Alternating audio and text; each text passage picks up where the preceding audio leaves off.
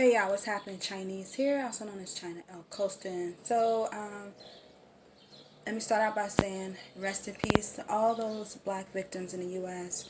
who have been killed at the hands of the police unjustly and non-police officers unjustly.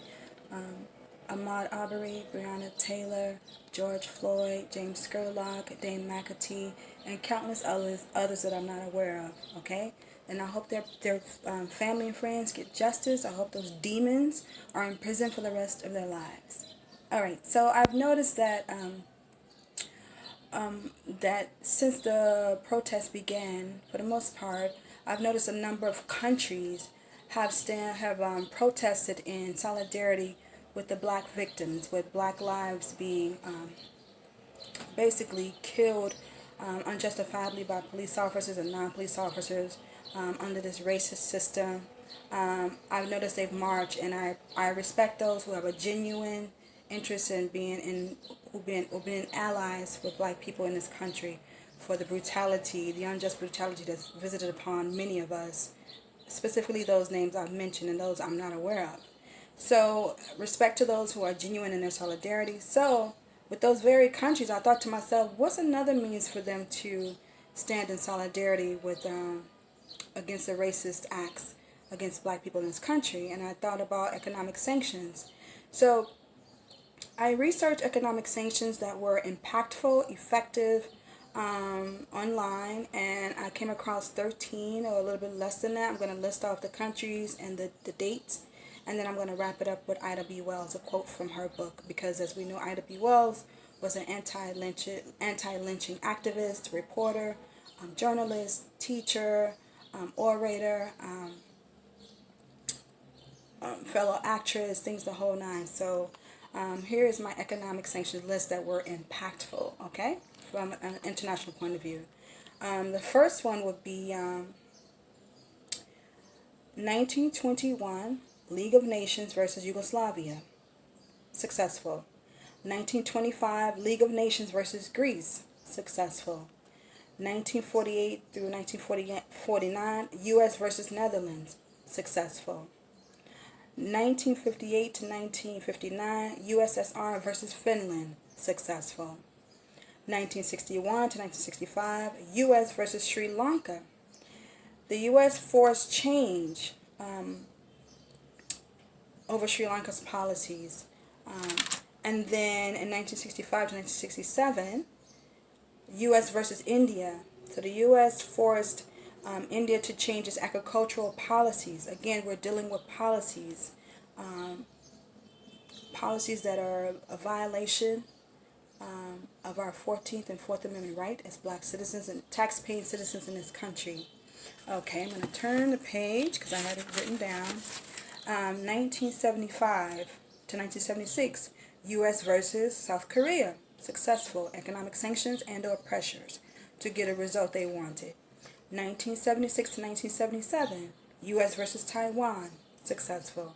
1982 through 1986, South Africa versus Lesotho. 1988, U.S. versus El Salvador.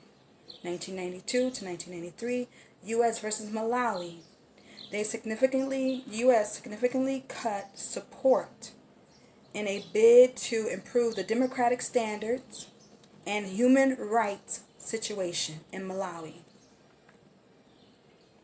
Human rights policies. That's what this is really about, right? Okay, so I'm going to turn the page.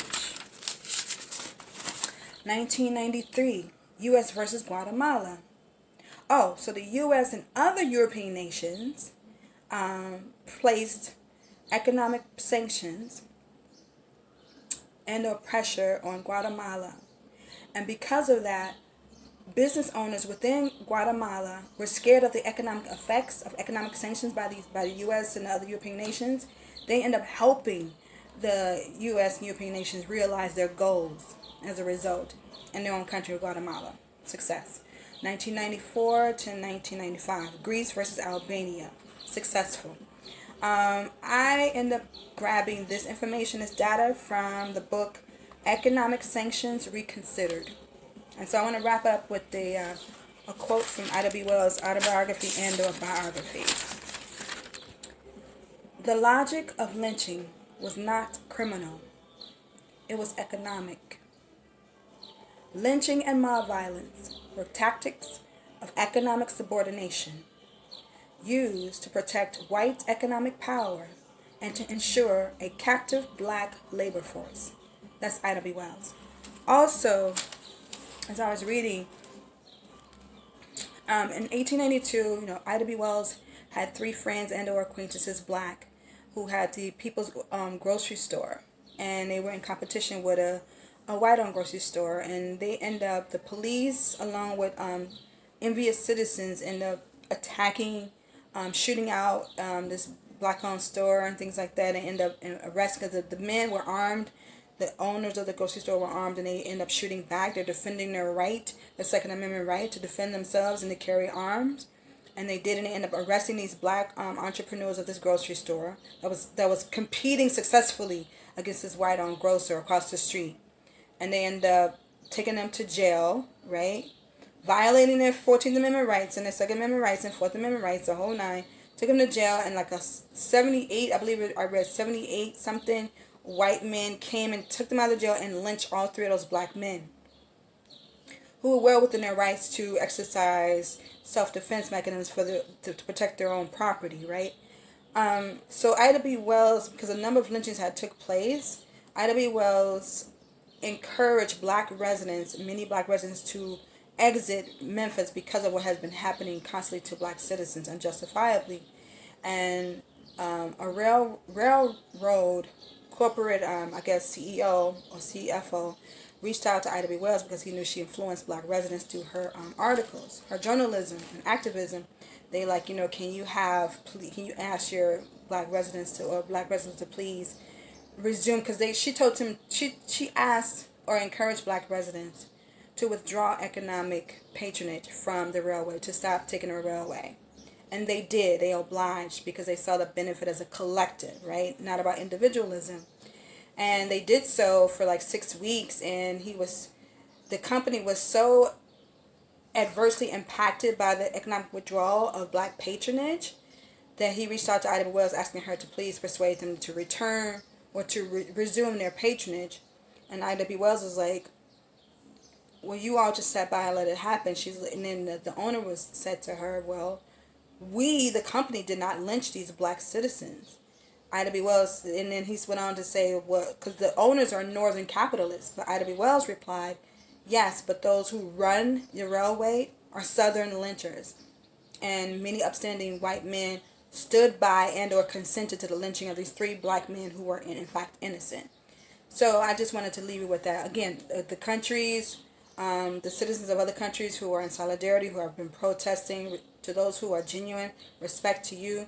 But if you want to take it, if those governments want to take it further to show another means of solidarity with black citizens in this country, they can place economic pressure and or sanctions on the U.S. government for violating our human rights as tax-paying citizens.